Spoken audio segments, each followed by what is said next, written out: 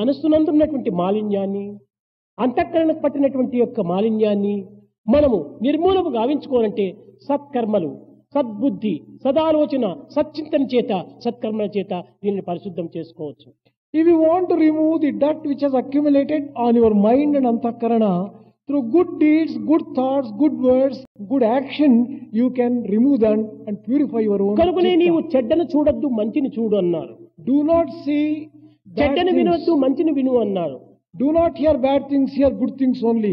ఈ విధమైనటువంటి యొక్క భావాలు మనం మొట్టమొదట అభివృద్ధి పరచుకోవాలి. Develop such sacred feelings in you. చిత్తశుద్ధికి కావాల్సినటువంటి యొక్క మ్యాటర్ ఒక్కటే ఉంటుండాలి. There is only one thing which is important See for no purity. evil, see what is good.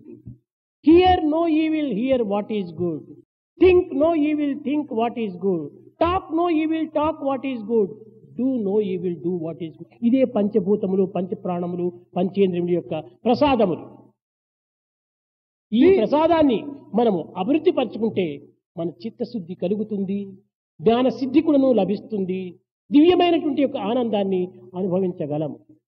By this particular process, you can purify your heart and you can also enjoy the bliss of wisdom and make your lives worthy and happy.